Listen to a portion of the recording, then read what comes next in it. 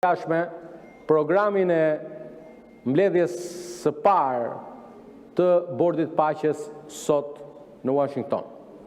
Prej orës 8:38 minuta me orën e Washingtonit, që i bie diku rreth orës 14:38 minuta në orën e Shqipërisë, çel punimet për herë të parë ky Bordi i Paqes, iniciuar nga presidenti i Shtetit Bashkuar të Amerikës Donald Trump, ku kryeministri i Shqipërisë Edi Rama ka nderin e madh të përfaqësojë Shqipërinë dhe sigurisht të jetë përzgjedhur si një ndër folësit kryesor sot në takimin e Bordit të Paqes.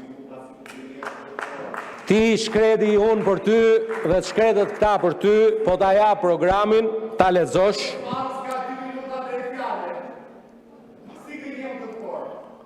Shko, ti je i vetmi që nuk mban përgjegjësi për ato që thua, dhe ke shumë, ato që the atë ditë janari këtu, ti falem, në këtë takim sot, programin po dush ta jap, pastaj dile, vetëm bukurit që të kërkosh falje se ke, edhe pas fjalës mbretër, presidenti, pari ndër kryeministra, vjen kryeministri, nuk janë të gjitha vendet që do të flasin, të shkretet ne për ju, shqyr ne që ju kemi, e shkreta Shqipëri që ju ka.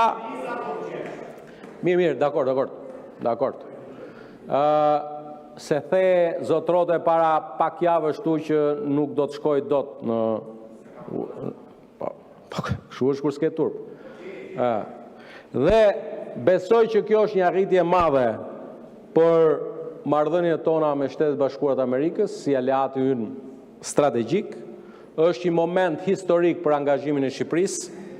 Kryeministri Rama do të flasi në të njëjtin grup ku do të flasin udhëheqësit e vendeve që janë përfshirë drejt për drejti në çështjet e paqes afatgjat në Gaza, e shoqëruar kjo me një plan investimesh të rëndësishme në atë rajon. Shqipëria nuk do të kontribuojë financiarisht sa i përket angazhimit në Gaza, por Shqipëria përmes kryeministrit të saj do të kontribuojë në vendosjen e urave të bashkëpunimit, të dialogut mes palëve për shkak të një roli të ri që ka marrë Shqipëria. Dhe këtu gjej rastin të përgëzoj edhe të çdo diplomat të shërbimit jashtëm të Republikës Shqipërisë, të cilët kanë meritën e tyre në disa prej këtyre arritjeve të rëndësishme, sikurse ishte pjesëmarrja e Shqipërisë në Këshillin e Sigurimit, që ishte një arritje historike 1 në 1 shekull, po të kemi parasysh le të themi radhën e vendeve që e marrin ato, për 2 vite me radhë Shqipëria në koordinim të plot me Shtetet Bashkuara të Amerikës, me Gjermaninë, me vendet e tjera të Bashkimit Evropian, luajti rol tepër të rëndësishëm në ditë të vështira të Këshillit të Sigurimit. Drejtuam presidencën e OSBE-s në vitin më të vështirë të OSBE-s, ndoshta që nga krijimi vet.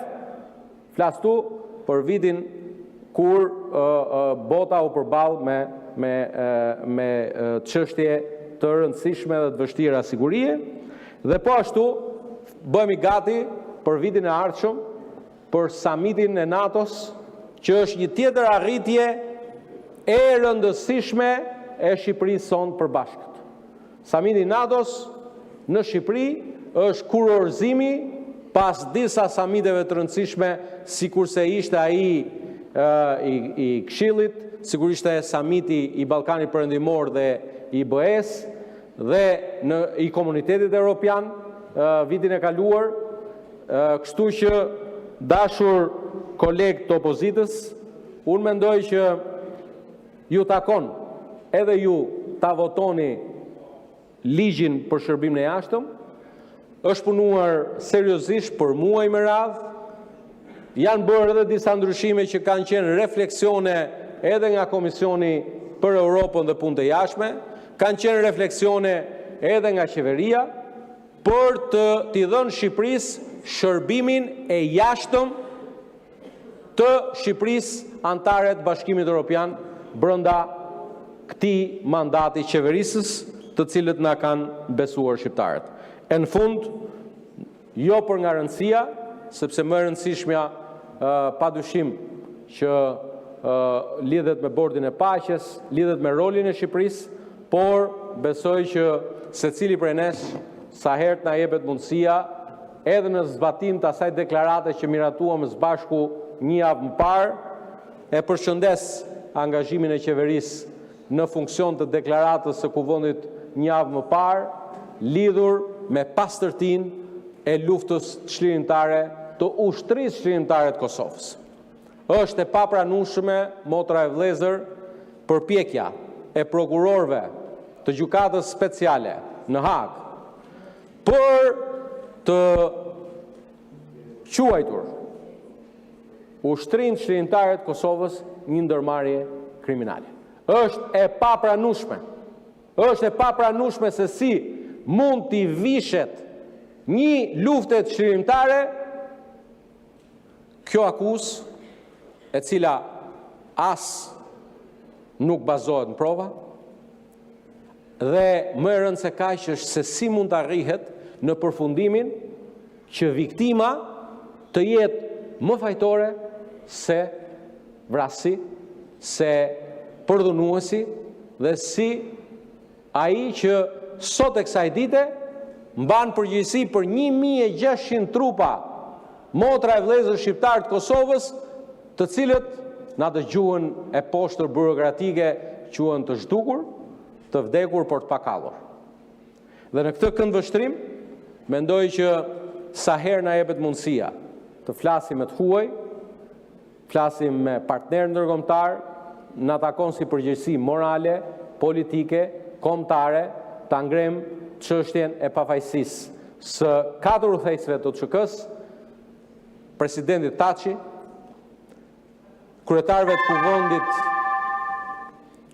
Kadri Veseli dhe Jakub Krasniqi, ministrit brendshëm Recep Selimi, të cilët kanë pasur nderin e madh, jo vetëm të luftojnë për lirinë, për çlirimin e Kosovës, por kanë pasur dhe nderin e madh të kontribuojnë në krijimin e shtetit Kosovës, në momentin historik të shpalljes Kosovës, e këtu dua t'ju kujtoj disa për jush që në 17 shkurt.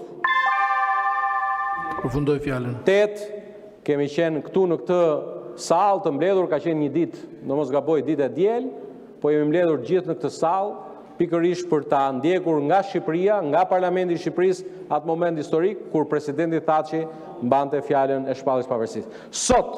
Sot ngrihet një akuzë kundrejt udhëheqësve dhe turpi i takon prokurorëve, të cilët sot themeluesit e shtetit Kosovës i konsiderohen antar të një ndërmarrjeje kriminale. Kjo është një përgjegjësi që na takon gjithëve dhe nëse nuk do të bëjmë gjithçka që duhet për ta ndaluar këtë paturpsi, historia do na bëj edhe ne fajtorë që nuk arritëm në momentin që shqiptarët na kishin zgjedhur të ishin përfaqësues të tyre, të mbrojmë historinë e ndritur të ushtrisë shqiptare të Kosovës. Faleminderit. Faleminderit zoti Balla, fjalën e ka zonja Tabaku, përgatitet zonja Jozefina Topalli. Dhe më pas zonja Ulta Çaçka.